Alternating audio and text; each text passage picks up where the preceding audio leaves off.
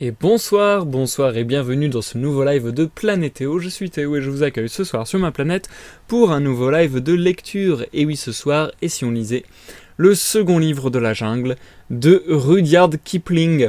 C'est notre second live sur ce recueil de nouvelles. Et ce soir, nous effectuerons la lecture de la troisième nouvelle de ce recueil, qui est donc la nouvelle La descente de la jungle. Et nous poursuivrons peut-être avec la quatrième, les croque-morts, mais je n'en suis pas sûr. Je vous en dirai un peu plus dans l'introduction de ce live. Mais d'abord, juste un petit message à ceux qui nous regardent sur YouTube. Vous aurez compris qu'il s'agit d'une rediffusion. Et si vous voulez vous rendre directement à la lecture, je vous invite à checker la description de la vidéo où se trouvent des timecodes à votre disposition. Ça va vous permettre comme ça de passer un petit peu les moments de blabla, de parlotte que je pourrais avoir en introduction ou lors de pause pendant la lecture. Voilou. Et du coup, comme d'habitude, on commence avec une petite introduction de 10, 15, 20 minutes pour laisser aux gens qui voudraient suivre le live en direct le temps d'arriver. Et aussi tout simplement pour qu'on puisse un petit peu discuter les uns les autres. Enfin voilà quoi, on se pose, on commence le live tranquillou avant d'entrer dans le dur du sujet. D'abord on se pose, on prend à manger, à boire, on se détend. Je vous souhaite à tous la santé, n'est-ce pas? Et on va se mettre bien. J'ai pas forcément énormément de choses à vous dire dans cette introduction. Tout d'abord, je vois qu'on a eu un nouveau follow lorsque j'étais offline, donc je vais remercier Zikael So Famous pour son follow. Merci à toi Zikael. J'espère que tu apprécies les vidéos et j'espère te croiser un de ces jours en live. Que voulais-je dire? Ouais, d'ailleurs, ça me fait penser que en ce moment, relativement souvent, je vois que j'ai pas mal de vues et pas mal de follow offline, ce qui me semble très bizarre parce que j'ai pas l'impression que Twitch soit ultra développé. Enfin, comment dire? J'ai l'impression que Twitch, bah voilà, c'est sa fonction première. Les gens regardent des lives. Et je sais que moi, personnellement, ou dans mon entourage, je connais personne qui regarde des vidéos sur Twitch. Tout le monde regarde des lives, personne ne regarde des rediffusions. Mais apparemment, ça arrive puisque je sais plus quelle vidéo que j'ai fait récemment qui a eu 18 vues en offline. Bah, je crois que c'était le premier épisode sur le second livre de la jungle. Alors que c'était qu'il y a 2 jours. Et j'avoue que ça m'a hyper étonné, mais bon. En tout cas, ces viewers de l'ombre qui sont entre guillemets la plus petite niche de ma communauté, bah coucou à vous également et merci, ça fait extrêmement plaisir. Je vois qu'il y a par exemple Luna Neptuna dans le chat. Bonsoir Luna, comment ça va? Je sais jamais si je dis Luna ou Luna, parce que moi dans ma tête c'est Luna, mais ouais. En tout cas, bonsoir, bienvenue. J'espère que tu vas bien, ça me fait plaisir que tu passes lors du live. Et du coup, bah, Luna qui nous dit qu'elle regarde des vidéos en rediff sur Twitch. Ok, bah c'est marrant. C'est marrant, je savais pas que c'était quelque chose qui se faisait beaucoup, entre guillemets. Enfin, en tout cas, ces derniers temps, ça m'a étonné de voir que ça se faisait autant. Mais bon, pourquoi pas. Qu'est-ce que je voulais dire? Oui, je vous disais plutôt que j'allais peut-être vous lire une seule nouvelle ce soir. Tout simplement parce que déjà, elle est plus longue que lors du live précédent. Lors du live précédent, j'ai fait 2 nouvelles. Parce qu'elle faisait un peu moins de 20 pages, si je dis pas de conneries. Donc grosso modo, si j'avais arrêté après la première nouvelle, le live aurait fait moins d'1 heure. Et j'aime bien qu'il fasse au moins 1 heure, quoi. Pour les lives de lecture, du moins. Et là, donc ce soir, les nouvelles qu'on va rencontrer devraient être plus longues déjà. Et en plus, j'ai un petit peu déjà le planning des lives à venir. Et je me dis qu'en fait, si on prend au rythme d'une nouvelle par live, ça fera des lives plus courts, certes. Ça fera des lives d'un peu plus d'1 heure à peine. Mais ça fera qu'on tombera tout juste bon avant la prochaine pause dans les lives. Donc je me dis que c'est peut-être un bon compromis. Surtout que le second livre de la jungle étant un recueil de nouvelles, je me dis que c'est pas mal de faire un épisode dédié à une nouvelle, comme j'avais pu le faire pour le livre de la jungle. qui, je le rappelle, est déjà en rediffusion sur la chaîne YouTube. Donc voilà, je me disais que ce serait peut-être peut-être tout aussi bien de faire juste un live, une nouvelle, quitte à ce que ça fasse des lives courts, mais au moins ça fait des lives réguliers et des lives qui ont du sens. C'est con, mais j'aime bien les choses qui ont du sens. J'aime bien m'arrêter dans ma lecture quand ça a du sens. C'est quelque chose...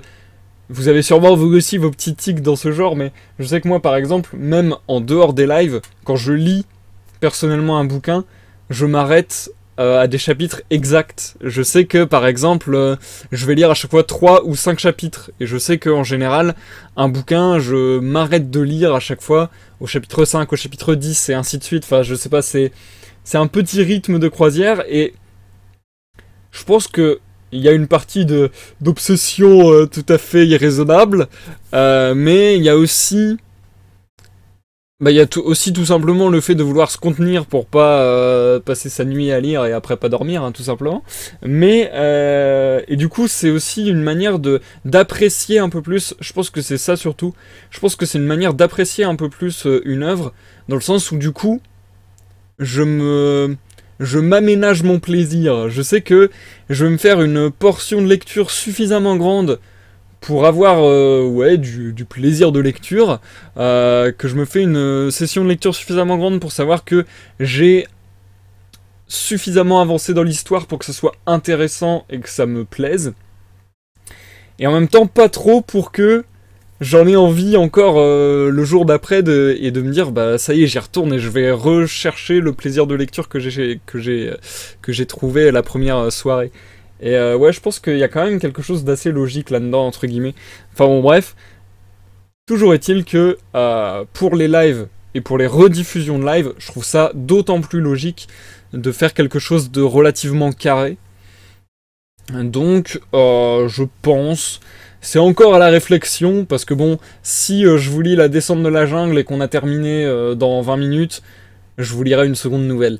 Mais sinon, je pense qu'on va faire comme ça pour la lecture de ce recueil de nouvelles. Un live, une nouvelle, sachant qu'on en a lu 2 donc lors du premier live, et qu'il reste donc 6 nouvelles. Ça nous ferait donc encore 6 lives sur cette œuvre. 7 en tout. Et je peux donc, comme je le disais, déjà vous donner le programme des semaines à venir. C'est pas définitif. C'est sujet à changement parce que je sais pas encore exactement quel sera mon planning, mais je pensais faire, du coup je vous donne tout le programme pour mars en fait, je pensais faire ce mois-ci, ce soir, vendredi 8 mars, une nouvelle du second livre de la jungle, dimanche 10, un live de découverte, mardi 12 et vendredi 15, une nouvelle du livre de la jungle, dimanche 17, un live de découverte, mardi 19, vendredi 22, un live de lecture. Dimanche 24, un live de découverte. Et mardi 26, le dernier live de lecture sur le second livre de la jungle. Avant d'effectuer du coup une pause et de sauter un live le 29 mars, vendredi 29 mars. Et certainement le dimanche 31 mars également. Donc voilà, je pense que le programme, enfin le rythme sera régulier, le programme sera normal entre guillemets, jusqu'au mardi 26, et après le 29 et 31 je pense passer. Comme je le disais, ce n'est pas définitif, mais voilà, je vous donne une appréciation de ce que je pense faire dans le mois de mars. Et du coup, bah, c'est ce que je disais à l'instant, ça cuttera parfaitement, on prendra notre pause quand on aura terminé le second livre de la jungle, donc ça serait juste la bonne découpe je trouve, et après cette pause, on enchaînera soit avec une œuvre que j'ai pas encore achetée et à définir, soit avec une œuvre que j'ai commandée en même temps que le second livre de la jungle de Rudyard Kipling, à savoir La Métamorphose de Kafka, ou De Natura Rerum de Lucrèce. Ça va être un peu compliqué. Je me suis rendu compte parce que Lucrèce, j'ai envie de le lire depuis très longtemps. Je l'ai jamais lu et j'ai vraiment envie de le lire depuis très longtemps. Mais c'est vrai que quand je l'ai reçu et que j'ai ouvert les pages, bah c'est vraiment de la poésie. Je savais que c'était poétique, mais je ne savais pas que c'était de la poésie à ce point. Et là, c'est vraiment de la poésie pure et dure. Et je me dis que ça va être sympa, que ça va être intéressant, mais que ça va être assez lourd, surtout que c'est un bon gros pavé. Donc je vais peut-être un petit peu délayer la lecture de cette œuvre. Donc encore une fois, ce que j'aime bien dans les lives de lecture, c'est faire un petit peu des choses variées, diverses, changées à chaque fois. La dernière fois, on a lu Crime et Châtiment de Dostoïevski, qui était un roman très long, très sérieux, très noir par ses thèmes abordés. Là, on est sur le second livre de la jungle, quelque chose de beaucoup plus folklorique, quelque chose de plus édulcoré, n'est-ce pas? Donc peut-être ensuite enchaîner avec Kafka, la métamorphose, qui serait encore un genre différent. Et ensuite, éventuellement, retourner à de la poésie. Ça commence à faire pas mal de temps qu'on n'a pas fait de poésie en live. Donc pourquoi pas. Je pense que ça s'organisera à peu près de la sorte de toute manière. Je pense qu'on va passer mars sur le second livre de la jungle. Et peut-être faire donc la métamorphose par la suite. Et enfin, De Natura Rerum.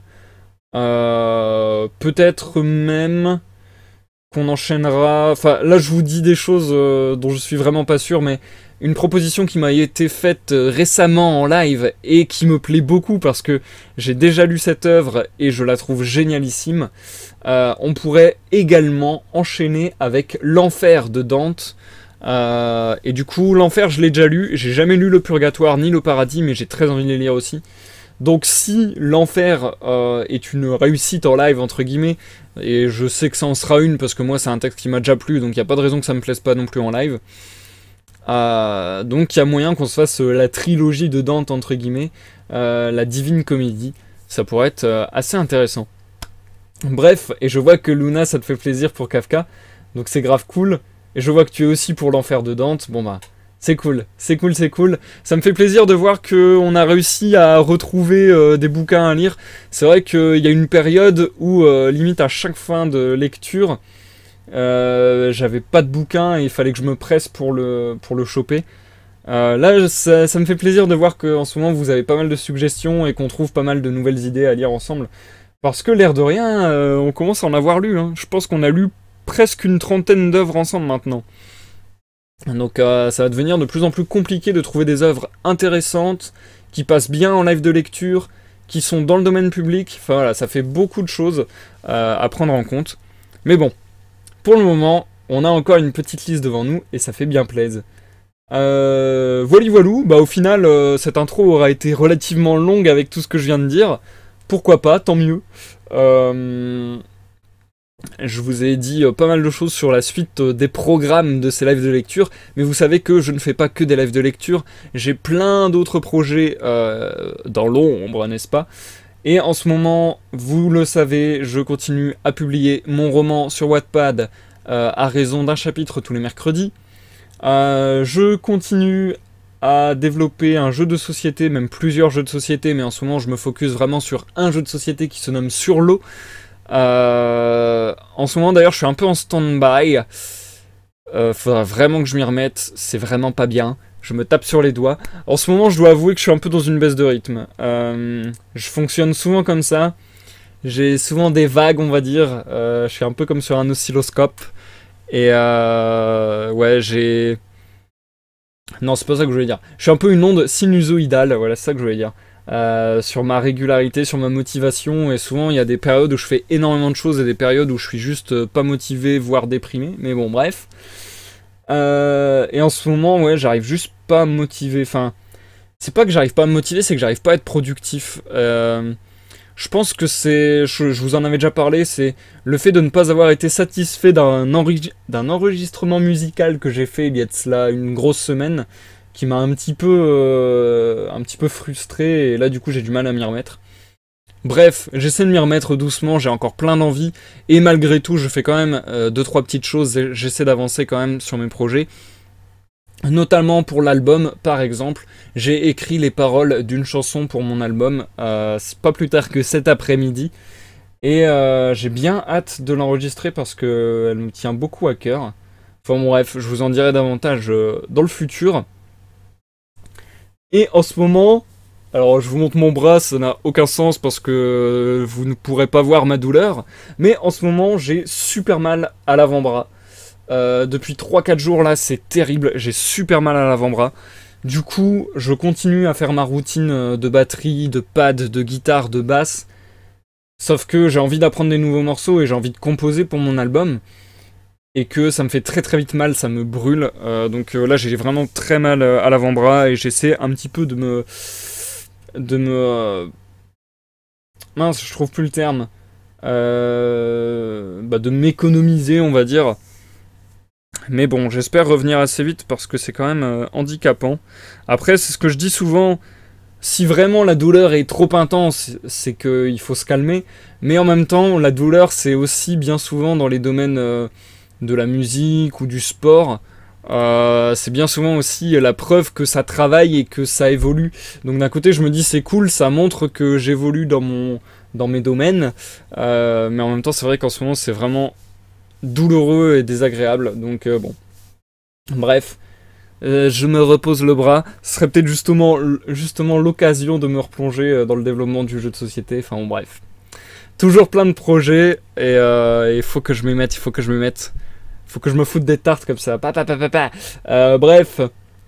Voilà, je pense que j'en ai assez dit dans cette introduction. Ça fait déjà une bonne intro, bien longue. Nous allons prendre la lecture sans plus tarder. Vous n'êtes pas sans le savoir, les nouvelles du premier livre de la jungle et du second livre de la jungle sont quasiment totalement indépendantes. Une bonne moitié d'entre elles sont vraiment full indépendantes et autonomes, donc elles peuvent vraiment être lues one shot et comment on appelle ça, elles sont en stand-alone quoi, elles peuvent vivre seules entre guillemets. Et l'autre moitié partage l'univers de Mowgli, Bagheera, Baloo et tous les autres personnages très connus du livre de la jungle. Mais malgré tout, sont totalement détachés, un peu comme des chroniques du livre de la jungle, on pourrait dire. Donc, normalement, il n'y a pas de souci à comprendre ce qui se passe dans une nouvelle, il n'y a pas forcément besoin d'avoir lu les anciennes, etc., etc. Et du coup, si ce soir, on ne fait que la descente de la jungle, eh bien je vous mets au courant tout de suite que la descente de la jungle sera une nouvelle qui fera figurer Mowgli. Alors que si on poursuit avec la nouvelle Les Croque-Morts, il n'y aura pas Mowgli dedans.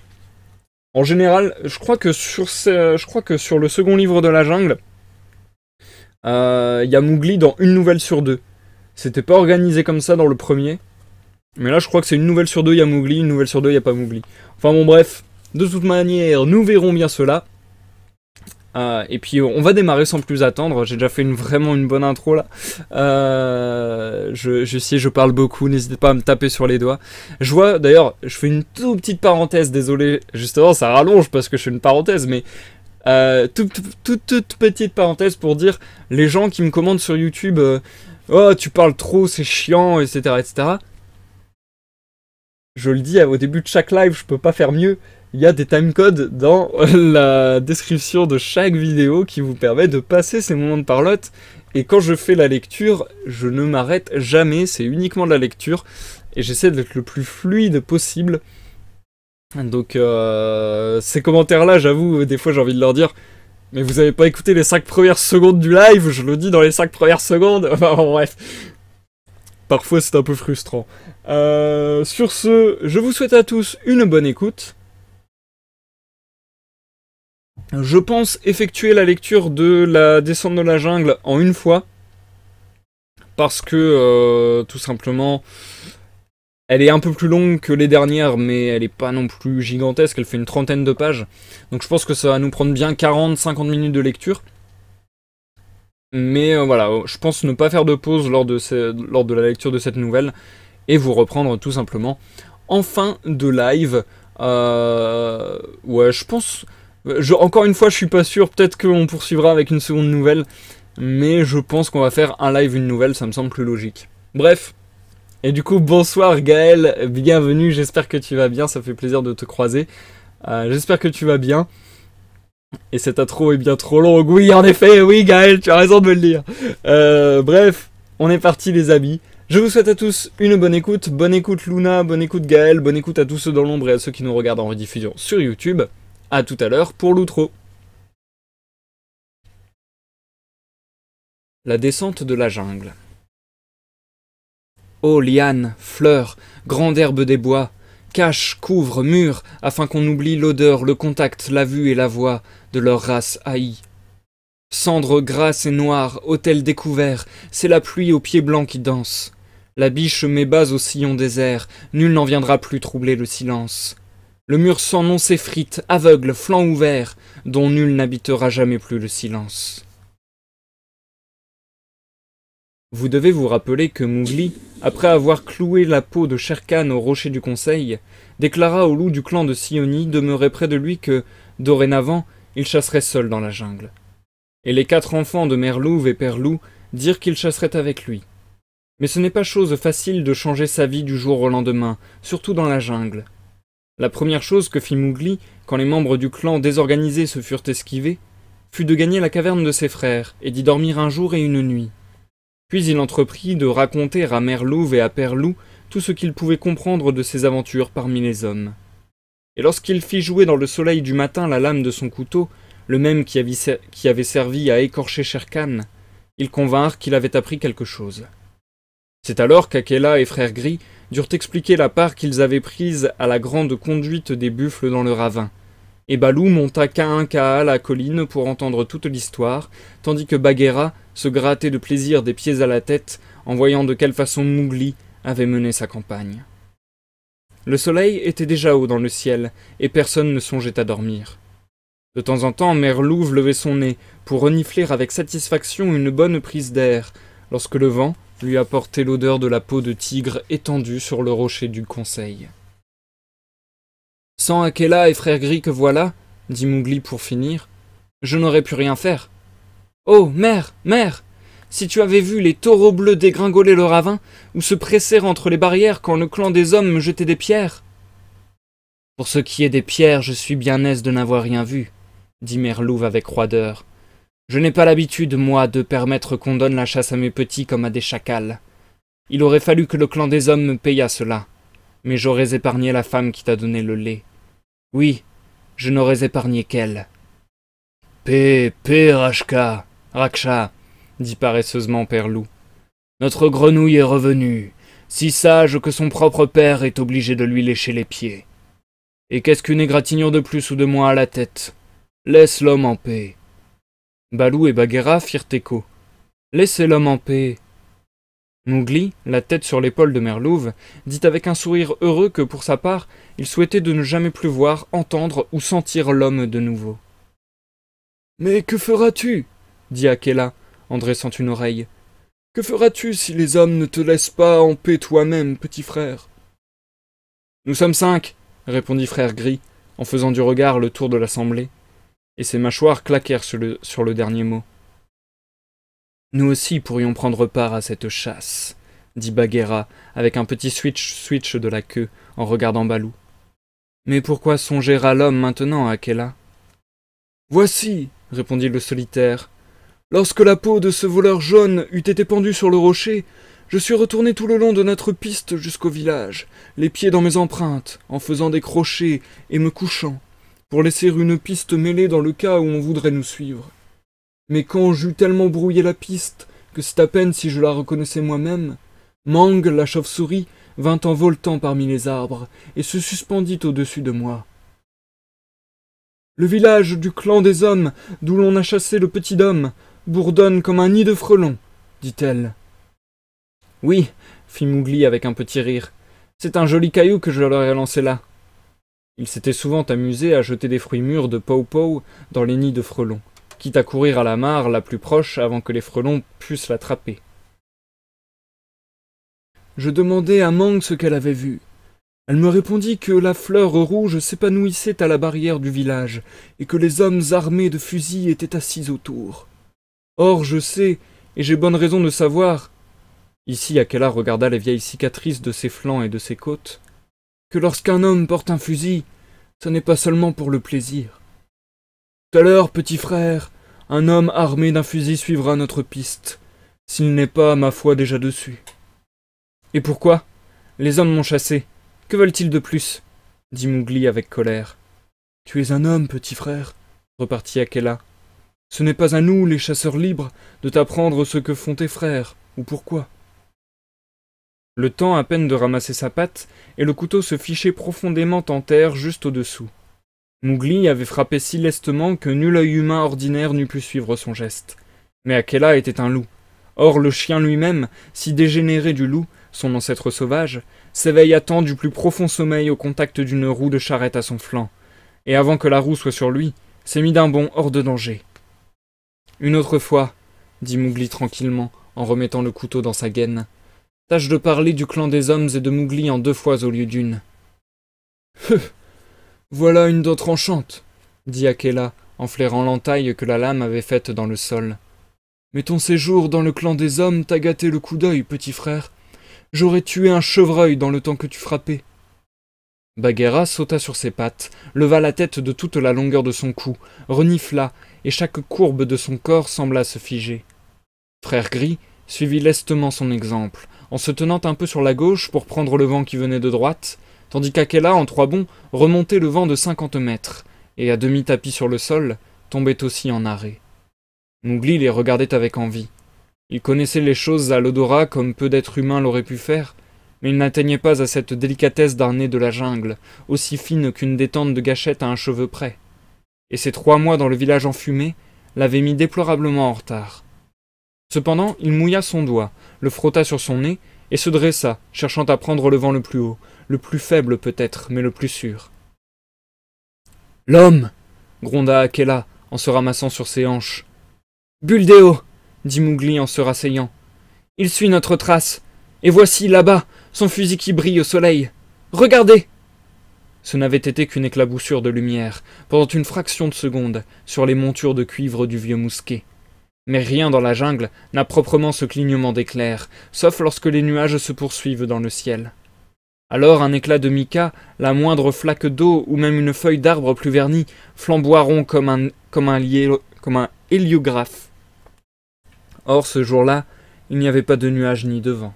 « Je savais bien que les hommes suivraient, » dit Akela triomphant. « Ce n'est pas pour rien que j'ai conduit le clan. » Les 4 frères de Mowgli ne dirent rien, mais disparurent en rampant et semblèrent se fondre parmi les ronces et les broussailles vers le bas de la colline.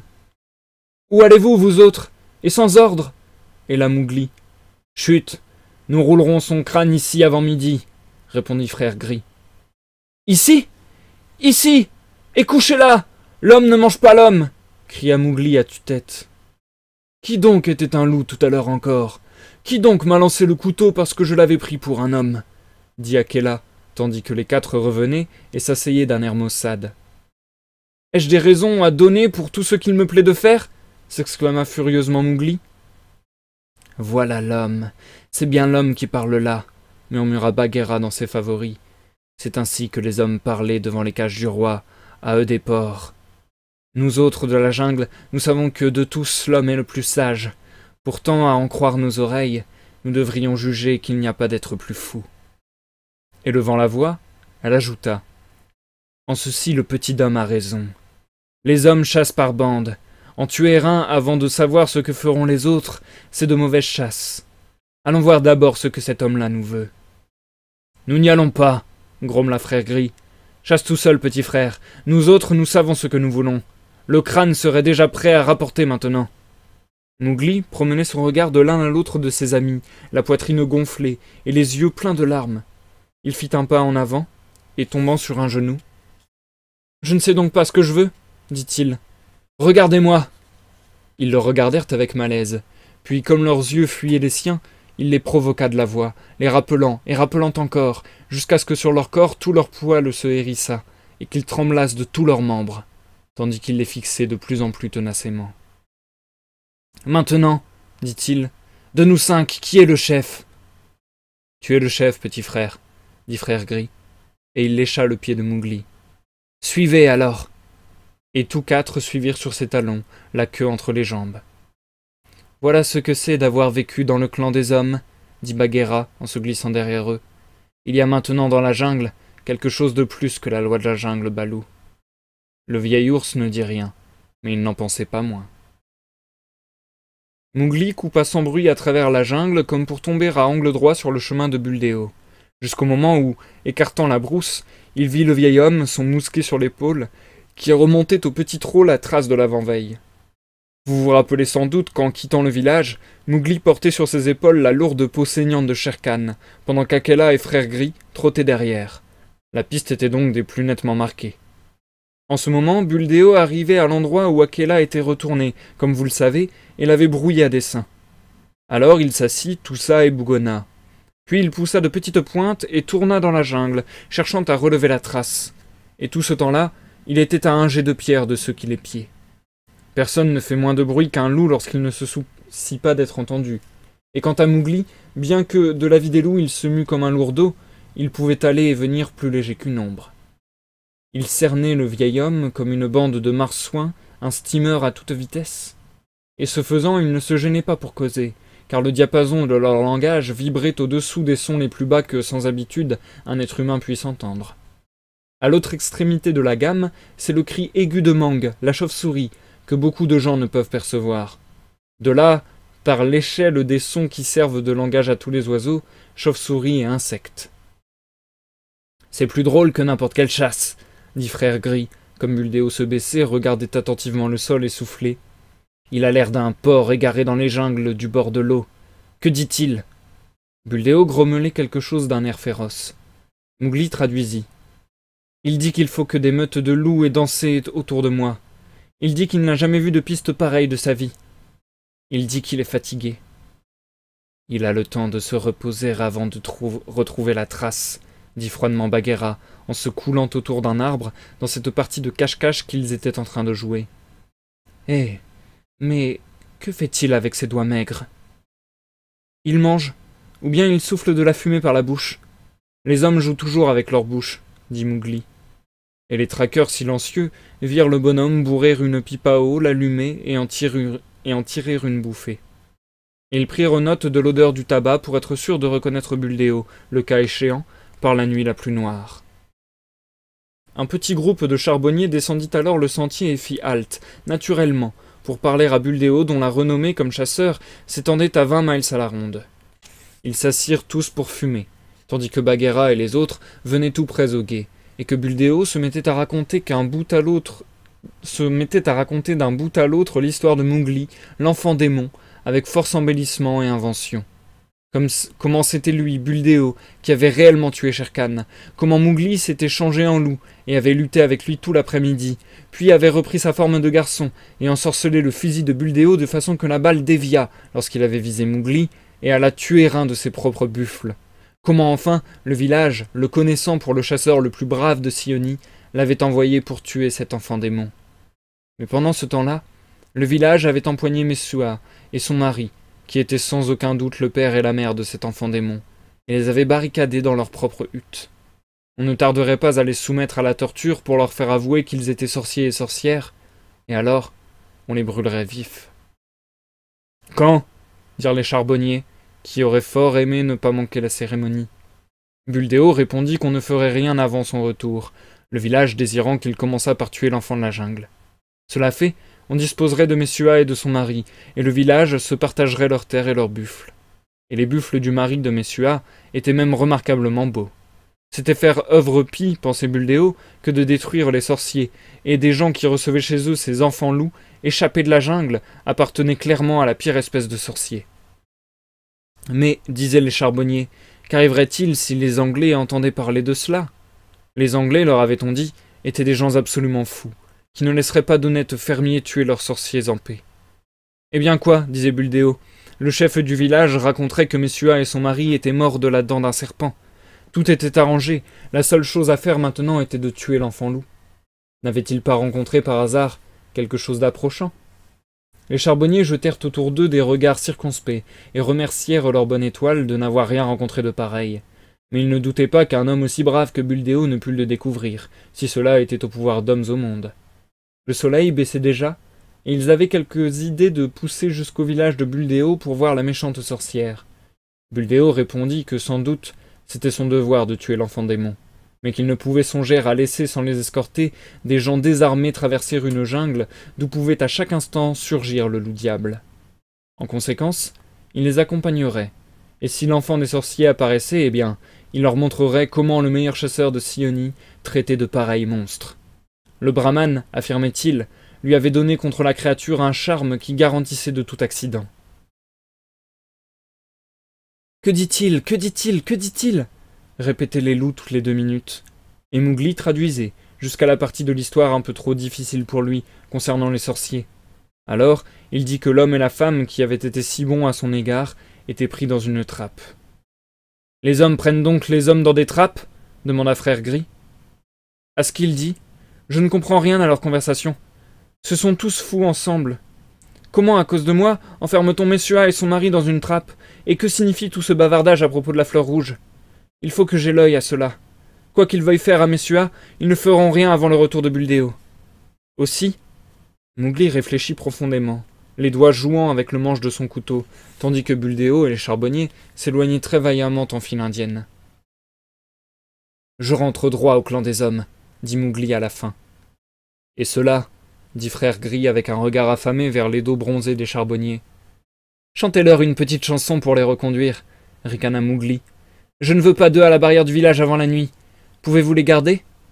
Frère Gris montra ses dents blanches avec une moue de mépris. « Nous pouvons les faire tourner et retourner sur eux-mêmes comme des chèvres au piquet, si je connais l'homme. »« Je n'en demande pas tant. Chantez-leur une petite chanson, de peur qu'ils ne s'ennuient en route. Et tu sais, Frère Gris, la chanson n'a pas besoin d'être des plus tendres. Va avec eux, Bagheera, pour renforcer cette chanson.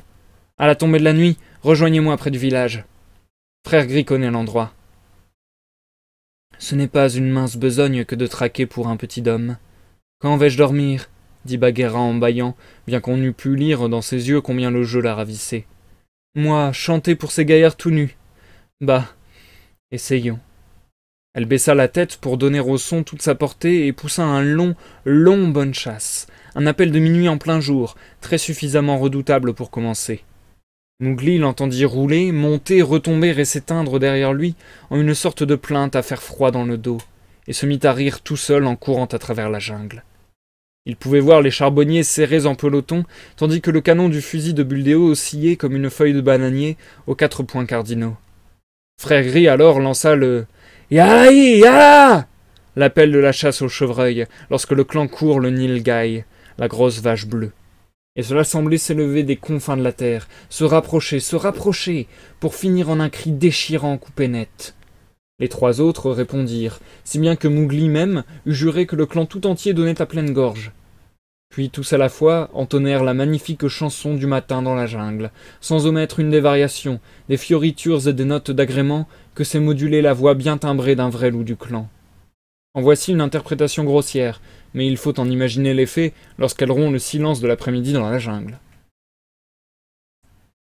Tout à l'heure, encore l'ombre de nos corps ne tachait pas la plaine.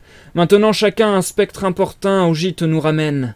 Sur l'azur de l'air, dressé net et clair, branche ou roc détache son angle. Nous entendez-vous? Bon sommeil à tous qui gardez la loi de la jungle. Plumes et poils soudains, loups, vautours ou daims, fondent dans les lisières. En silence voient les barons du bois regagner leur tanière. Lourds sous le joug neuf, par les champs de bœuf, peinent le sillon fume. Redoutable et nu, le matin venu, flambe sur les temps qui s'allument. Ô gîte, il est temps, le ciel rutilant blanchit l'herbe bavarde, et murmurant sous les jeunes bambous glissent les mots de garde.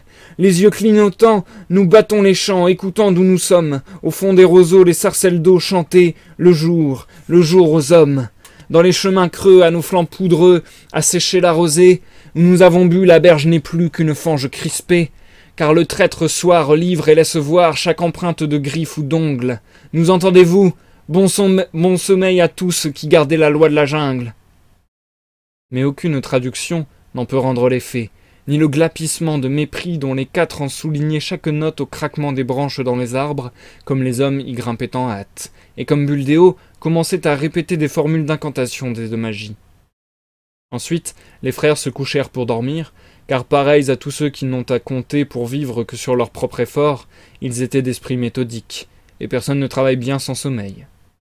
Entre-temps, Mowgli dévorait les miles, à raison de 9 à l'heure, d'intro preste et cadencé, heureux de se retrouver en forme après tant de longs mois à l'étroit parmi les hommes. Sa première idée était de tirer Messua et son mari de la trappe.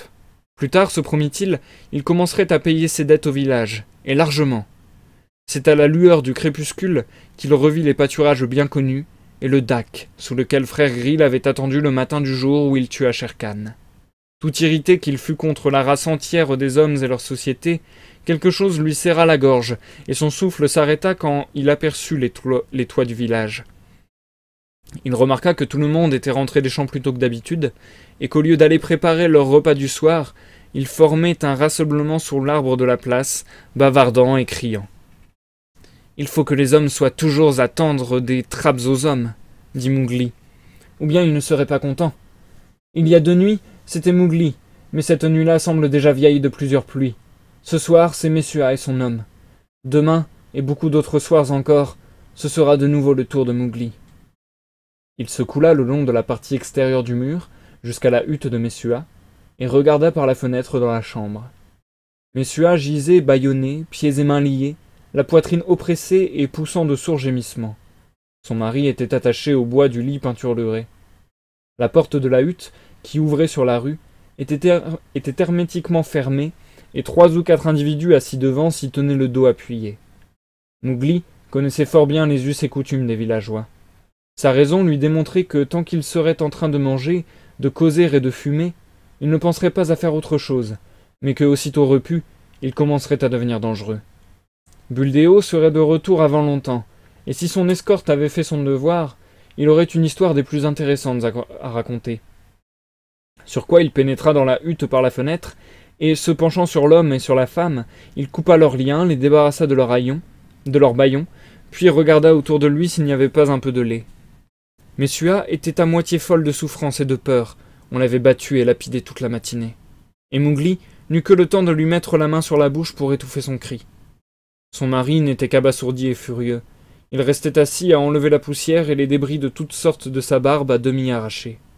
« Je savais qu'il viendrait !» sanglota enfin Messua. « Maintenant je vois bien qu'il est mon fils !» Et elle pressa Mowgli sur son cœur. Jusqu'alors, Mowgli n'avait rien perdu de son sang-froid. Mais à ce moment, il se mit, ce qui le surprit très fort, à trembler de la tête aux pieds. « Que signifient ces liens? Pourquoi t'ont-ils attaché ?» demanda-t-il après une pause. « Afin de la mettre à mort, parce qu'elle a fait de toi son fils. Rien de plus, » dit l'homme d'un air sombre. « Regarde, je saigne. » Messua ne dit rien, mais c'était ses blessures à elle que regardait Mowgli. Ils entendirent ses dents grincer lorsqu'il aperçut le sang. « Qui a fait cela ?» dit-il. « Il faut qu'il le paie. » « C'est tout le village. J'étais trop riche, j'avais trop de bétail. Voilà comment nous sommes des sorciers. Pardon. C'est tout le village. J'étais trop riche, j'avais trop de bétail. Voilà comment nous sommes des sorciers, elle et moi, pour t'avoir donné asile. Je ne comprends pas. Laisse Messua me raconter la chose. Je t'ai donné du lait, Natou. T'en souviens-tu? Dit Messua timidement. Parce que tu étais mon fils que le tigre avait pris, et parce que je t'aimais très tendrement. Ils ont dit que j'étais ta mère, la mère d'un démon, et que pour cela je méritais la mort. Et qu'est-ce qu'un démon? Demanda Mowgli. La mort, je l'ai vue. L'homme leva un regard lugubre sous ses sourcils, et Messua se prit à rire. Tu vois, dit-elle à son mari, je savais, je t'ai dit que ce n'était pas un sorcier. C'est mon fils, mon fils. Fils ou sorcier, cela nous avance bien, répondit l'homme. Nous pouvons nous considérer déjà comme morts. Voici, là-bas, la route à travers la jungle, dit Mowgli en étendant le bras par la fenêtre. Vos mains et vos pieds sont libres. Allez, maintenant. Nous ne connaissons pas la jungle, mon fils, comme tu la connais, commença Messua.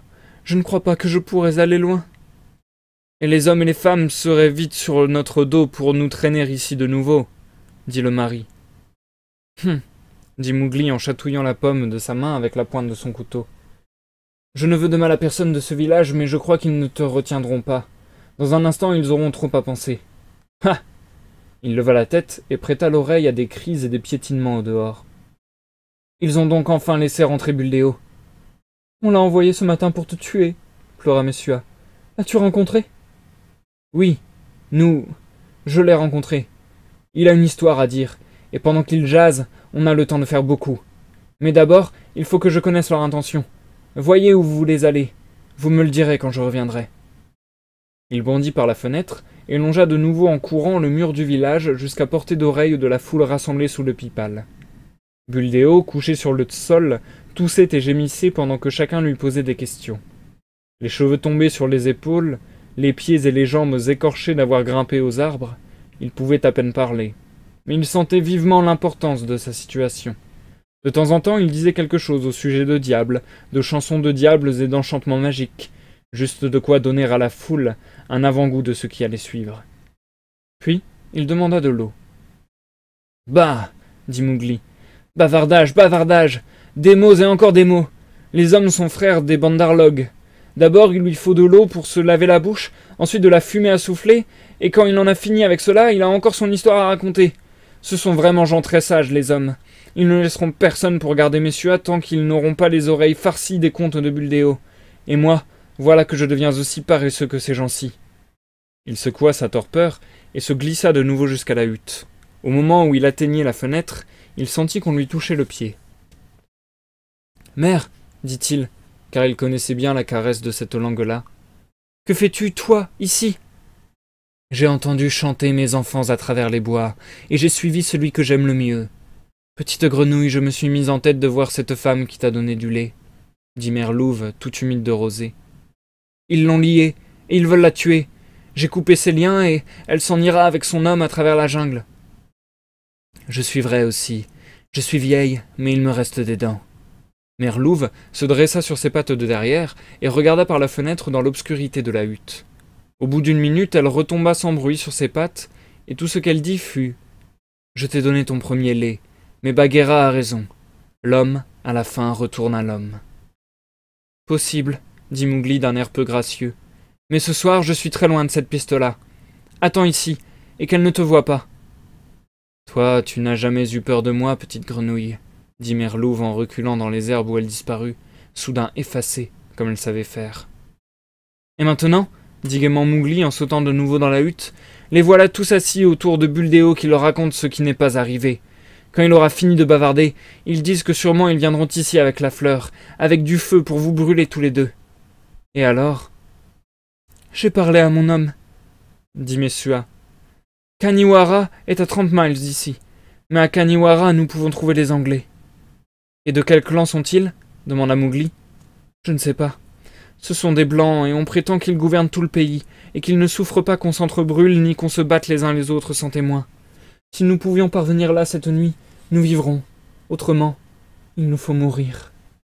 Vivez alors. Personne ne passera la barrière ce soir. Mais lui, que fait-il ? Le mari de Messua, à quatre pattes, était en train de creuser la terre dans un coin de la hutte. C'est son peu d'argent, dit Messua.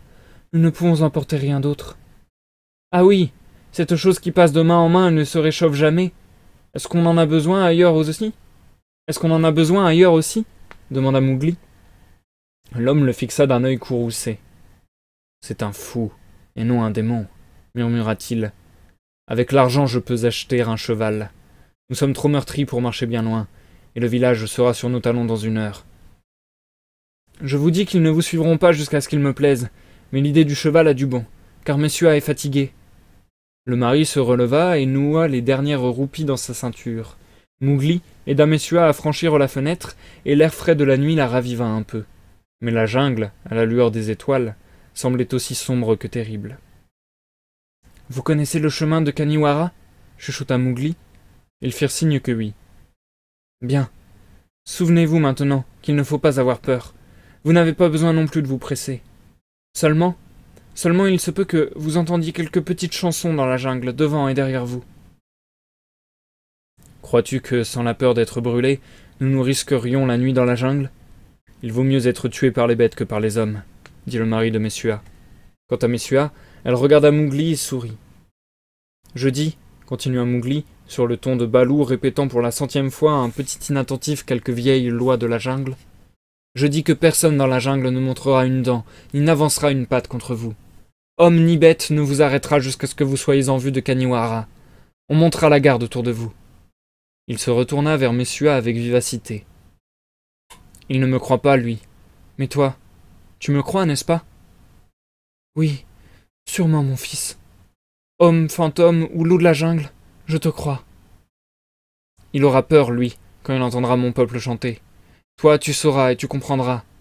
Allez maintenant, et doucement, car il est inutile de se dépêcher. Les barrières sont closes. Messua se jeta en sanglotant aux pieds de Mowgli, mais il la releva vivement avec un frisson.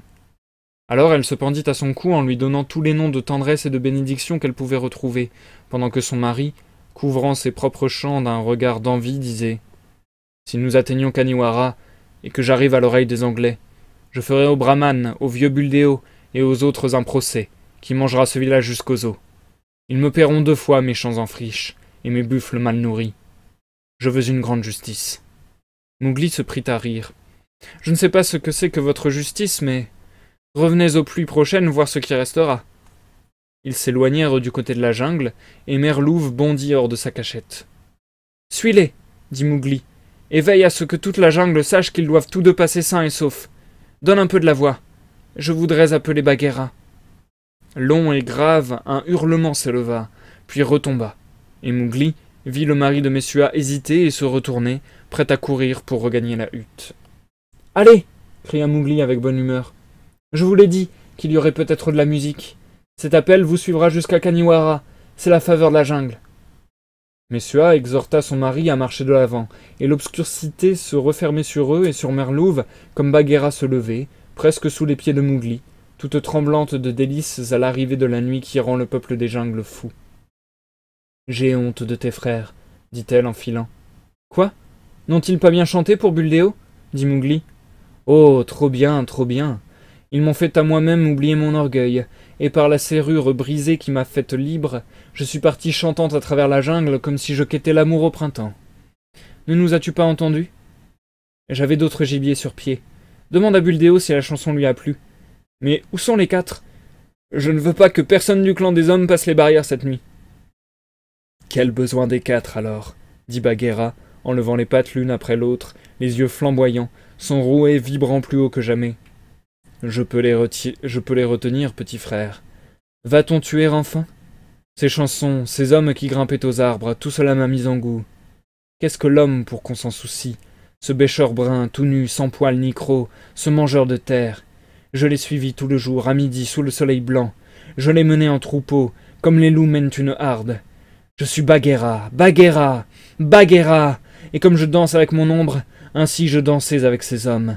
Regarde. La grande panthère sauta, comme saute un jeune chat pour attraper une feuille morte qui tournoie au-dessus de sa tête, frappa de droite et de gauche dans le vide, où l'air fouetté sonna, et elle retomba sans bruit sur ses pattes, pour ressauter de plus belle, tout en s'accompagnant d'un bruit, demi-ronron, demi-grondement, qui s'enflait de volume comme un ronflement de vapeur dans une chaudière. Je suis Bagheera, dans la jungle, dans la nuit, et je sens ma force en moi. Qui donc arrêterait mon élan? Petit homme, un coup de ma patte et la tête écrasée serait là, aussi plate qu'une grenouille morte en été. Et c'est donc, fit Mowgli dans le dialecte du village, non plus cette fois dans le langage de la jungle. Les mots humains arrêtèrent Bagheera court. Ses hanches frissonnantes fléchissent sous le poids de son corps, sa tête juste au niveau de celle de Mowgli.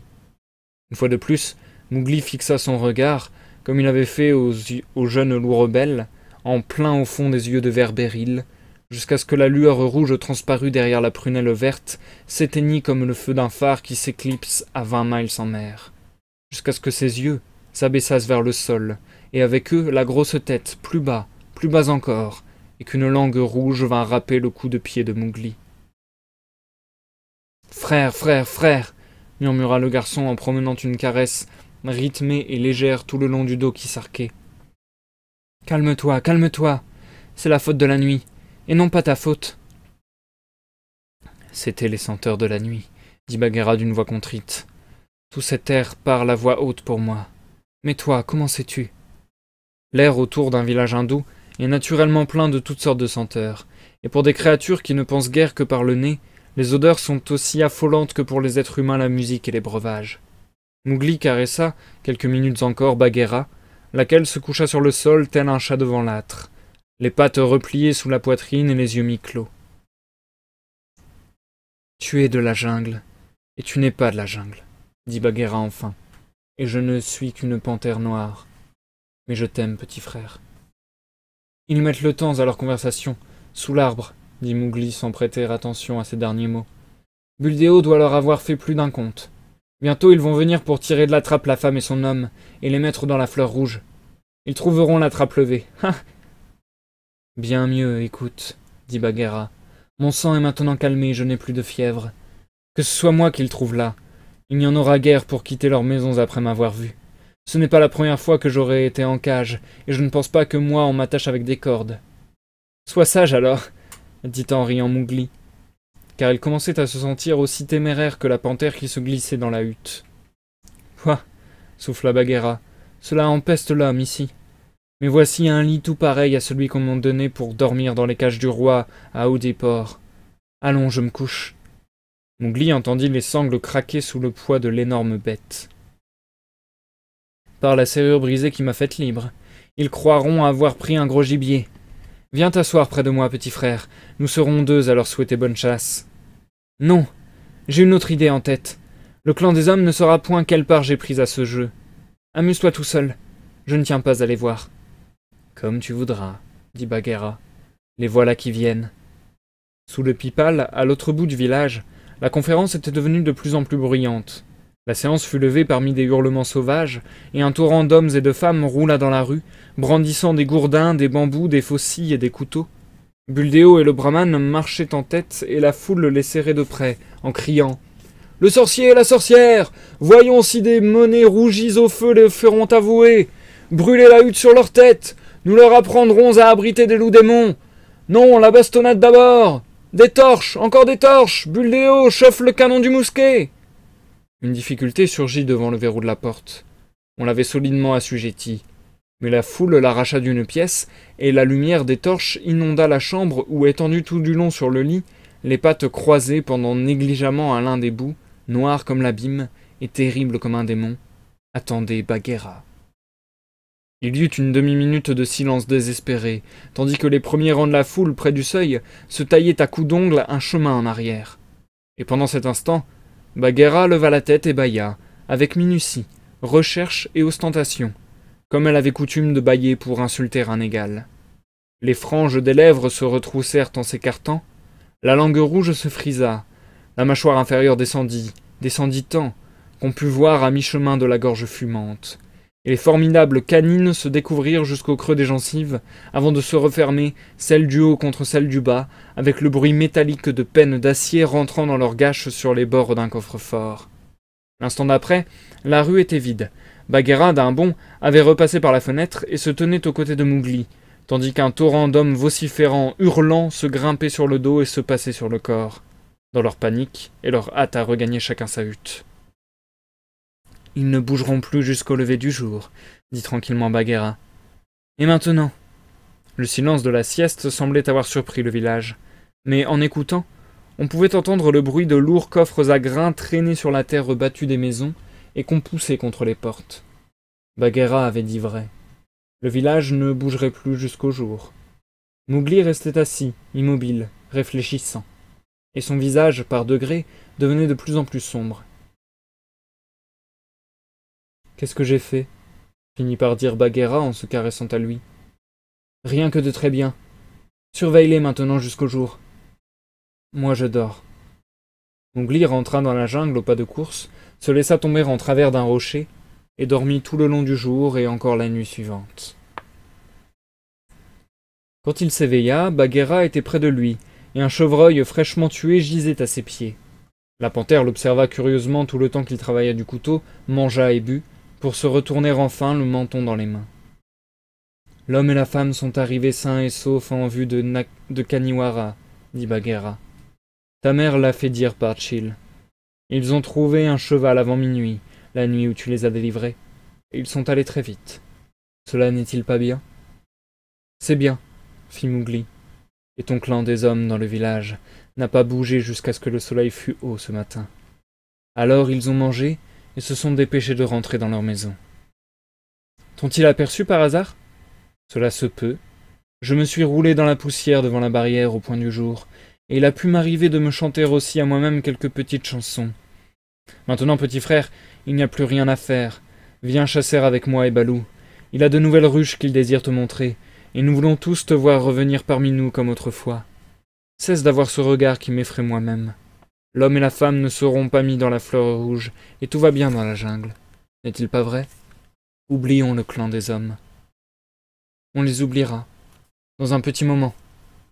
Où Hati mangera-t-il cette nuit? Où il lui plaît. Qui peut répondre pour le silencieux? Mais pourquoi? Que peut donc Hati que nous ne puissions faire? Prie-le, ainsi que ses 3 fils, de venir me trouver ici. Mais, vraiment, et en toute franchise, petit frère, ce n'est pas convenable d'aller dire à Hati viens ou va. Rappelle-toi qu'il est le maître de la jungle et qu'il t'enseigna un maître mot de la jungle avant que le clan des hommes eût changé le regard de tes yeux dans ton visage. Cela ne fait rien. Je connais un maître mot pour Hati lui-même. Prie-le de venir trouver Mowgli, la grenouille. Et s'il n'entend pas tout d'abord, prie-le de venir à cause du sac des champs de Burteport. Le sac des champs de Burteport? Répéta 2 ou 3 fois Bagheera pour être sûr. J'y vais. En mettant les choses au pis, Hati ne peut que montrer de l'humeur, et je donnerais une lune de chasse pour entendre un maître mot qui fit obéir le silencieux. Elle partit, laissant Mowgli en train de larder la terre avec son couteau, à coups furieux. Mowgli, de sa vie, n'avait vu de sang humain jusqu'à l'instant où il avait aperçu, et ce qui lui disait bien plus, senti le sang de Messua sur les liens dont on l'avait garrotté. Or, Messua avait été bonne pour lui, et autant qu'il pouvait savoir aimer, il aimait Messua aussi profondément qu'il haïssait le reste du genre humain. Mais quelle que fût son horreur des hommes, de leur bavardage, de leur cruauté et de leur couardise, il n'aurait pu, en échange de quoi que la jungle lui pût offrir, se faire à l'idée de prendre une vie humaine, et sentir encore cette affreuse odeur de sang remonter à ses narines. Son plan se dessinait plus simple, mais avec plus d'ampleur, et il riait en pensant que c'était un des contes du vieux Buldeo le soir sous le pipal qui lui en avait donné l'idée. C'était bien un maître mot, lui chuchota Bagheera à l'oreille. Ils broutaient près de la rivière, et ils ont obéi comme des bœufs. Regarde, les voici déjà. Hati et ses 3 fils étaient apparus selon leur coutume sans bruit. La vase de la rivière était encore humide à leurs flancs, et Hati mâchait pensivement la tige verte d'un jeune bananier qu'il venait d'arracher avec ses défenses. Mais chaque ligne de son vaste corps montrait à Bagheera, qui savait voir les choses une fois le nez dessus, que ce n'était plus le maître de la jungle s'adressant à un petit homme, mais un être effrayé d'avoir à comparaître devant un autre qui ne l'était pas. Ses 3 fils roulaient côte à côte derrière leur père. Mowgli leva à peine la tête lorsque Hati lui souhaita bonne chasse. Il le laissa se bercer, se balancer, lever un pied après l'autre pendant longtemps, avant de prendre la parole, et quand il ouvrit la bouche, ce fut pour s'adresser à Bagheera et non aux éléphants. « Je vais raconter une histoire que je tiens du chasseur que vous avez chassé aujourd'hui, » dit Mowgli. « Elle concerne un éléphant très vieux et très sage, qui tomba dans une trappe, et que le pieu aigu dressé au fond de la fosse balafra depuis le talon, ou peu s'en faut, jusqu'au sommet de l'épaule. Il en reste une marque blanche. » Mowgli tendit le bras, et comme Hati évoluait, une longue cicatrice blanche parut au clair de lune sur son flanc gris ardoise, tel que l'aurait laissé un fouet d'acier brûlant. Les hommes vinrent le tirer de la trappe afin de l'emmener, continua Mowgli.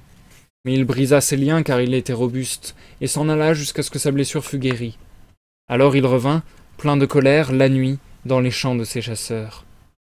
Et je me rappelle maintenant qu'il avait 3 fils. Tout cela se passa il y a beaucoup de pluie, et très loin d'ici, dans les champs de Birdport. Qu'arrivera-t-il à ces champs au temps de la moisson, Hati? Ils furent moissonnés par moi et mes 3 fils, dit Hati. Et le labour qui suit la moisson? Il n'y eut pas de labour.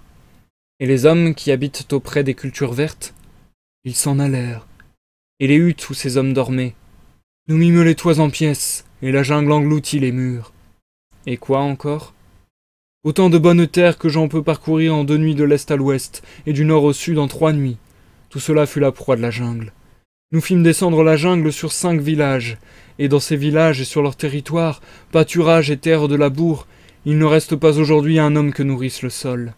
Tel fut le sac des champs de Birdport que nous fîmes, moi et mes 3 fils. Et maintenant, petit homme, je te le demande, comment la nouvelle en est-elle venue jusqu'à toi? Dit Hati. Elle me vient d'un homme, Et maintenant je m'aperçois que Buldeo lui-même peut dire vrai quelquefois. Ce fut bien fait, ô Hati à la marque blanche, mais la seconde fois, ce sera mieux encore, car il y aura un homme pour diriger. Tu connais le village du clan des hommes qui m'ont chassé? Les habitants en sont paresseux, absurdes et cruels. Ils ne font que jouir avec leur bouche, et ils ne tuent pas les plus faibles d'entre eux pour se nourrir, mais en manière de passe-temps. Quand ils sont gavés, ils jetteraient leurs propres enfants dans la fleur rouge. Cela je l'ai vu. Il ne sied point qu'ils continuent de vivre ici. Je les hais. Tu alors. Tu alors, dit le plus jeune des trois fils, en cueillant du bout de sa trompe une touffe de gazon dont il secoua la poussière contre ses jambes de devant et qu'il jeta au loin tandis que ses petits yeux rouges lançaient des regards furtifs de côté. Des os blancs. Qu'en ferais-je? Répondit Mowgli fougueusement. Suis-je le petit d'un loup pour jouer au soleil avec une tête de mort? J'ai tué Shere Khan, et sa peau est à pourrir sur le rocher du conseil. Mais je ne sais pas où Shere Khan est allé, et ma vengeance a toujours soif. Maintenant je veux voir et toucher. Lâche la jungle sur ce village, Hati. Bagheera frémit, et s'aplatit contre terre.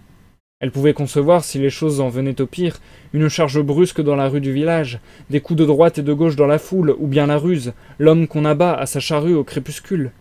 Mais ce projet d'effacer de sang-froid un village tout entier de la vue des hommes et des bêtes l'épouvantait.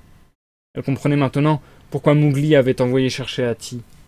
Or l'éléphant, avec ses longues années de vie, personne n'était en mesure de concerter et d'achever une telle guerre. Qu'ils fuient comme on fuit leur pareil Qu'ils fuient comme on fuit leur pareil des champs de Burt-Port, que l'eau de pluie laboure seule où ils labouraient, et que le bruit de cette pluie sur les feuilles lourdes remplace le bruit des fuseaux. Bagheera et moi voulons gîter dans la maison du brahman, et que le chevreuil vienne boire au réservoir du temple. Lâche la jungle, Hati. Mais nous ne sommes pas en querelle avec eux, et il faut la colère rouge où met une grande souffrance pour détruire les abris où dorment les hommes, dit Hati en se balançant d'un air indécis. Êtes-vous les seuls mangeurs d'herbe de la jungle? Amenez tous les autres, que le cerf, le sanglier et le nilgai s'en chargent. Vous n'avez pas besoin de montrer large comme la main de votre peau avant que les champs soient nus. Lâche la jungle, Hati. On ne tuera pas? Mes défenses étaient rouges au sac des champs de Burt-Port, et je voudrais ne pas réveiller cette odeur-là. Pas plus que moi. Je ne veux même pas que leurs os salissent notre terre, qu'ils aillent chercher un nouveau gîte. Ils ne peuvent pas rester ici. J'ai vu et senti le sang de la femme qui m'a donné à manger, de la femme que sans moi, ils auraient tuée. Il n'y a que l'odeur de l'herbe nouvelle sur le seuil de leur porte qui puisse bannir cette odeur-là. Elle me brûle la bouche. Lâche la jungle, Hati. Ah, dit Hati. C'est ainsi que la balafre du pieu me brûlait la peau, jusqu'au jour où nous vîmes leur village mourir sous la poussée du printemps. Maintenant je comprends. Ta guerre sera notre guerre. Nous lâcherons la jungle. Mowgli eut à peine le temps de reprendre souffle. Il tremblait de la tête aux pieds de rage et de haine, que déjà la place occupée par les éléphants était vide. Bagheera le contemplait avec terreur. « Par la serrure brisée qui m'a faite libre, » dit enfin la panthère noire. « Es-tu bien ce petit tout nu pour qui j'ai levé la voix au conseil jadis, lorsque tout était jeune? Maître de la jungle, quand ma force m'abandonnera, parle pour moi, parle pour Balou, parle pour nous tous. Nous sommes devant toi comme des petits, des brindilles craquant sous le pied, des fans qui ont perdu leur mère. » L'idée de Bagheera dans le personnage d'un fan égaré bouleversa complètement Mowgli. Il se mit à rire, reprit haleine, puis sanglota et rit encore, au point d'être obligé de sauter dans une mare pour s'arrêter. Alors il se mit à nager en rond, plongeant dans les rayons de lune pour ressortir dans l'ombre comme la grenouille dont il portait le nom. Pendant ce temps, Hati et ses trois fils s'étaient séparés dans la direction des 4 points cardinaux, et un mile plus loin descendaient les vallées à grands pas silencieux. Ils marchèrent 2 jours durant, cela faisait 60 bons miles de jungle, et pendant cette marche, chacun de leurs pas, chaque ondulation de leur trompe, furent observés, notés et commentés par Mang, Chil, le peuple singe et tous les oiseaux. Puis ils se mirent à brouter, et ils broutèrent tranquillement pendant 1 semaine à peu près. Hati et ses fils ressemblent à Kaa, le python de rocher. Ils ne se hâtent jamais qu'une fois le moment venu.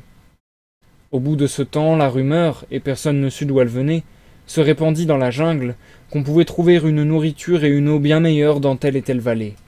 Les sangliers, qui naturellement iraient au bout du monde pour un bon repas, se mirent en mouvement d'abord, par compagnie, en se bousculant sur les rochers. Et les cerfs suivirent, avec les petits renards sauvages qui vivent des morts et des mourants que sèment les hardes. Les nilgaïs trapus s'ébranlèrent en colonnes parallèles aux cerfs, et les buffles sauvages des marais vinrent derrière les nilgaïs.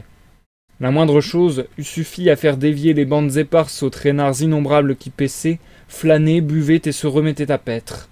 Mais à chaque velléité d'alarme, quelqu'un surgissait pour les calmer. Une fois s'était sailli le porc-épic, plein de nouvelles au sujet de bonnes choses à manger juste un peu plus loin. Une autre fois, on voyait Mang battre de l'aile avec des cris d'encouragement, en descendant une percée pour montrer la voie libre. Ou bien Balou, la bouche pleine de racines, clopiné le long d'une colonne hésitante et moitié menaçant, moitié batifolant, la remettait gauchement en bonne route. Un grand nombre de bêtes revinrent sur leurs pas, ou s'enfuirent, ou renoncèrent à continuer.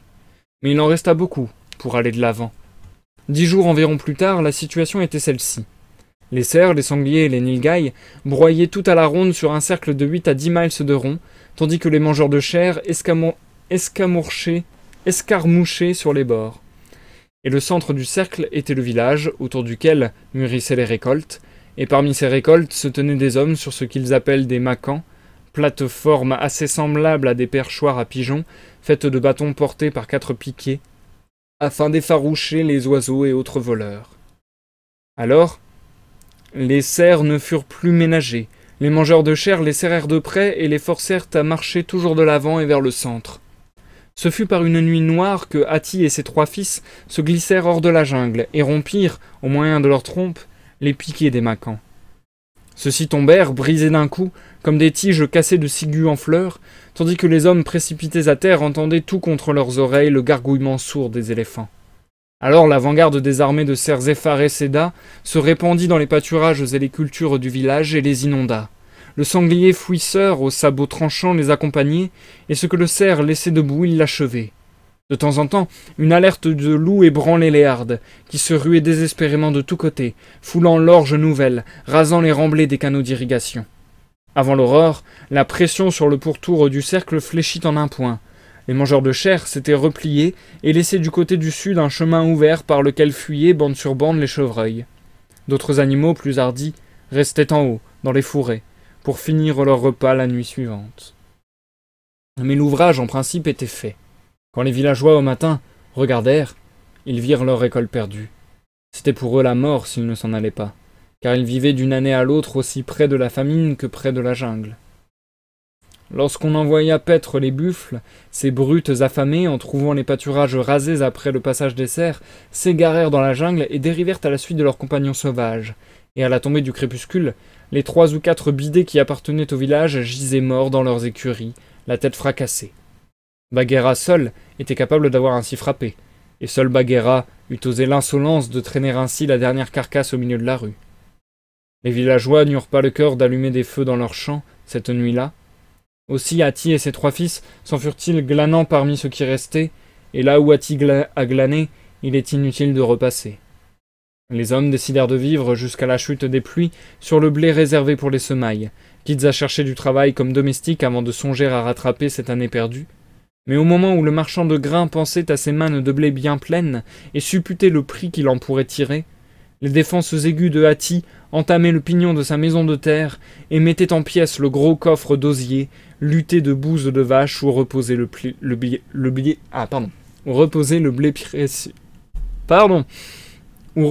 blé précieux. Lorsqu'on découvrit cette dernière perte, ce fut au tour du brahman de parler. Il avait invoqué ses propres dieux sans recevoir de réponse. Il se pouvait, disait-il, qu'inconsciemment le village eût offensé quelqu'un des dieux de la jungle, car il n'y avait pas de doute que la jungle fût contre eux.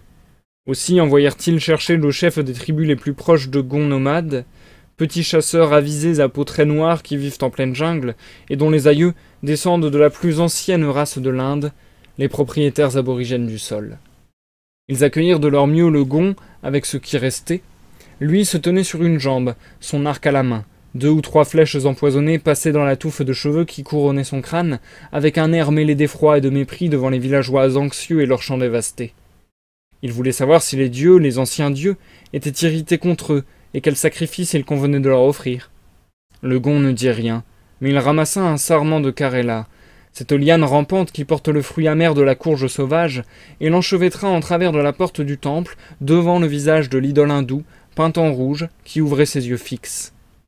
Puis il fit de la main un signe dans l'espace vers la route de Kaniwara, et s'en retourna dans sa jungle, suivant des yeux le peuple d'animaux qui dérivaient au travers. Il savait que lorsque la jungle bouge, seuls les hommes blancs peuvent espérer en détourner la marche. Nul besoin de demander l'intention de son geste.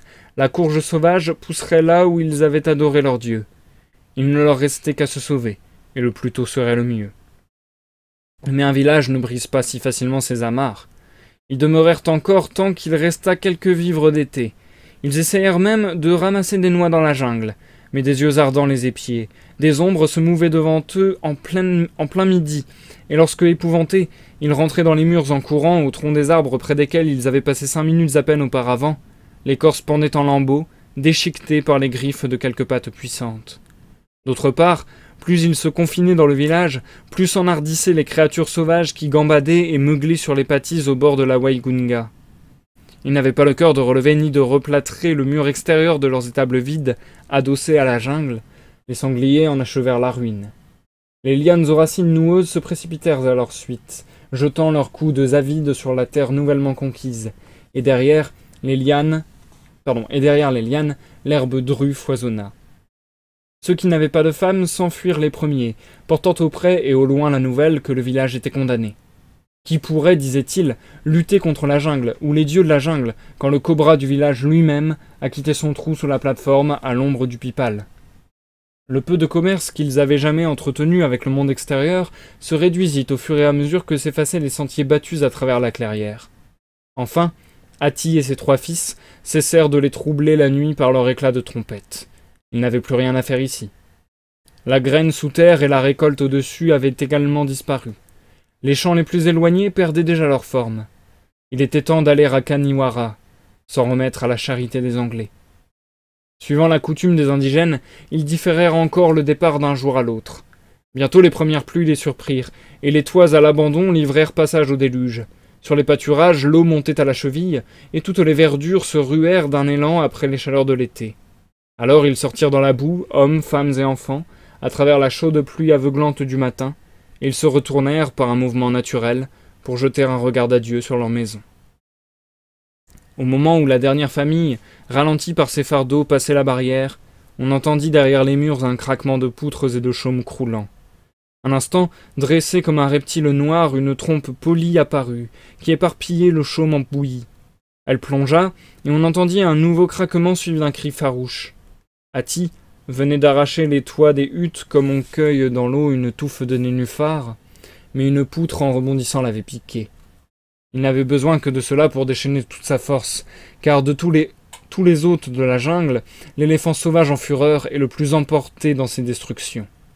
Il culbuta d'une ruade un mur d'argile qui s'émietta sur le cou et fondit en boue jaune sous les torrents de pluie. Ensuite il vira, barrissant, se jeta dans les rues étroites, s'appuyant contre les huttes, à droite et à gauche, secouant les portes branlantes et les auvents rebroussés, tandis que ses 3 fils faisaient rage derrière lui, comme naguère au sac des champs de Burde-Port. La jungle engloutira ses coquilles, dit une voix calme parmi les décombres. C'est le mur d'enceinte qu'il faut jeter par terre. Et Mowgli, la pluie ruisselant sur ses épaules et ses bras nus, sauta d'un mur qui, pareil à un buffle fatigué, s'affaissait, cherchant son aplomb. « Chaque chose en son temps !» souffla Hati. « Oh, à Burde-Port, mes défenses étaient rouges. Au mur d'enceinte, mes enfants, la tête basse. Ensemble. Ah !» Tous 4 poussèrent côte à côte. Le mur d'enceinte tomba, creva, s'effondra. Et les villageois, muets d'horreur, virent apparaître dans les déchirures de la brèche les têtes féroces, rayées d'argile, des dévasteurs. Alors ils s'enfuirent sans abri, sans pain vers le bas de la vallée, tandis que leur village, haché, broyé, piétiné, s'évanouissait derrière eux. Un mois plus tard, un tertre onduleux, que recouvrait un manteau vert tendre de jeune verdure, en marquait seul la place.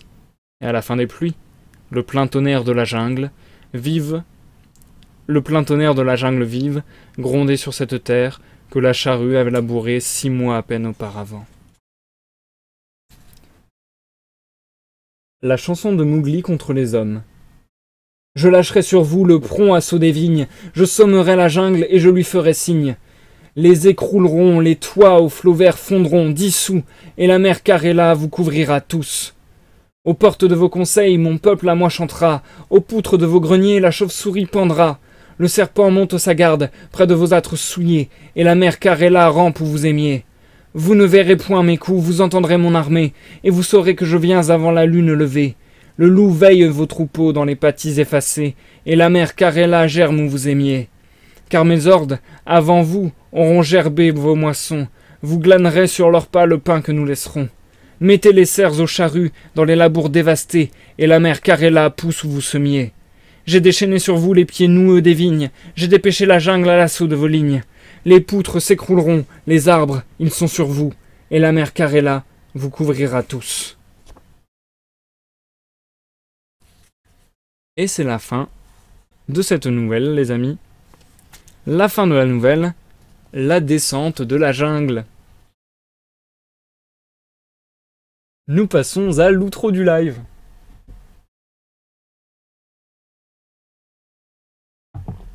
Et oui, l'outro les amis. Parce que, au final, comme je le pensais, je n'ai pas eu à faire de pause dans la lecture.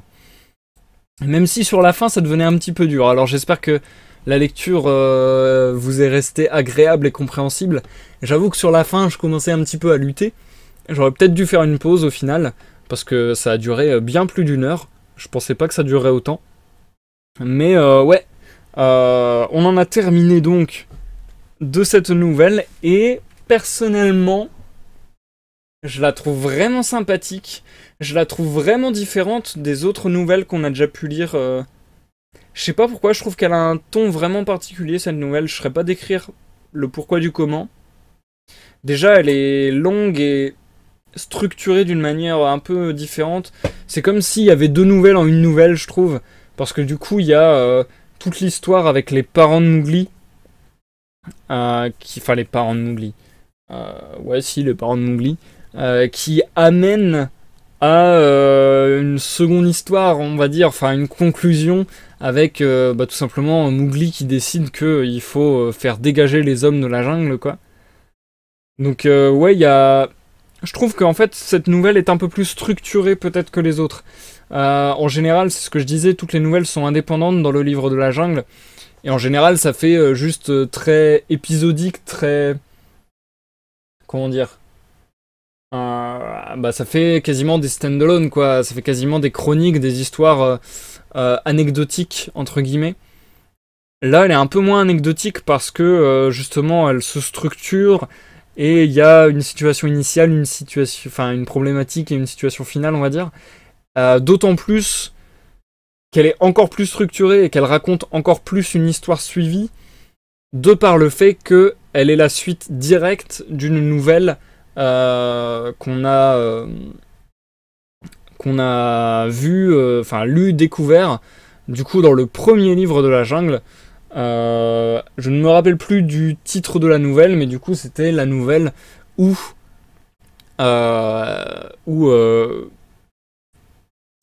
Mowgli en découd définitivement avec Shere Khan.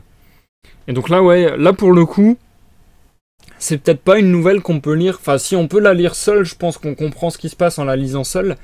Mais c'est vrai que je trouve qu'elle gagne encore en intérêt en ayant lu le premier livre de la jungle.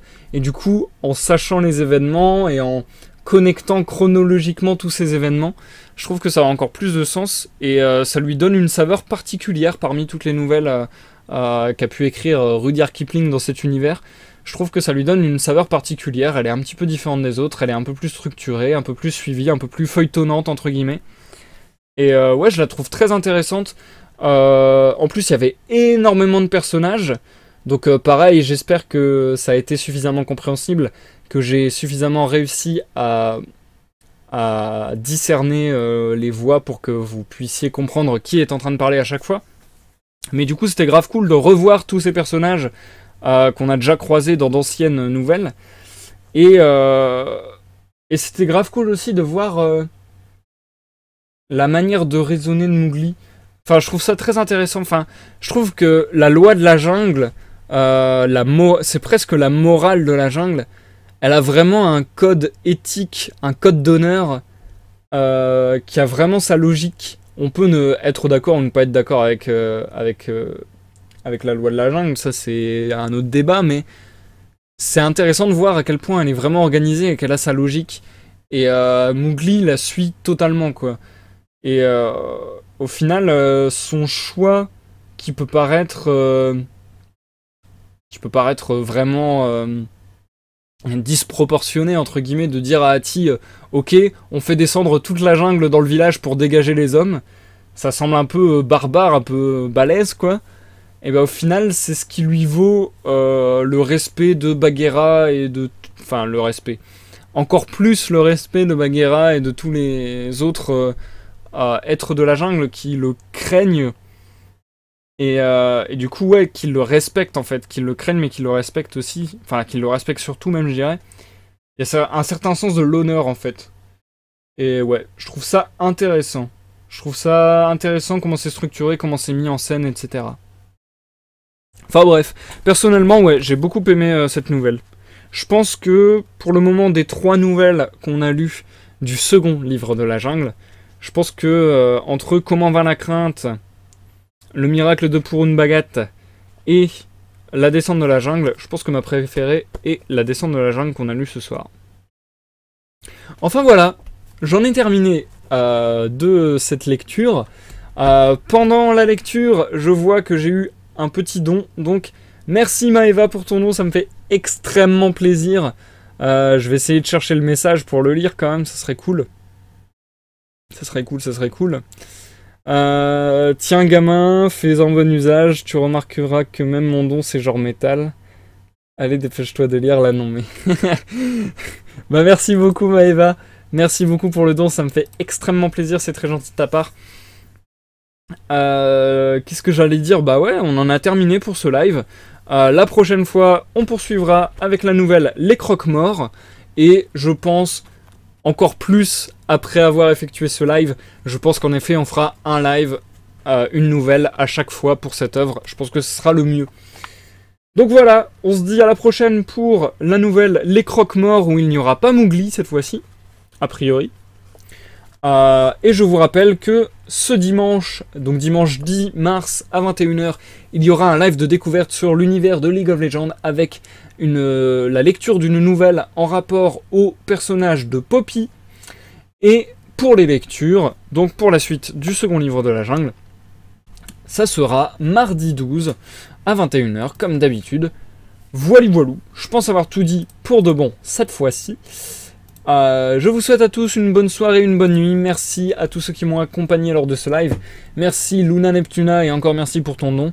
Merci Gaël d'être passé, ça me fait extrêmement plaisir de voir des gens. Alors, en vrai c'est con hein, mais ça me fait extrêmement plaisir de voir des nouveaux, comme ça me fait extrêmement plaisir de voir des habitués, comme ça me fait extrêmement plaisir de voir des anciens qui sont pas venus depuis longtemps. Donc dans tous les cas ça me fait extrêmement plaisir. Donc merci à vous tous. Voilou, je vous embête pas plus longtemps. Je vous dis à la prochaine pour une prochaine lecture ou une prochaine découverte. Bye bye!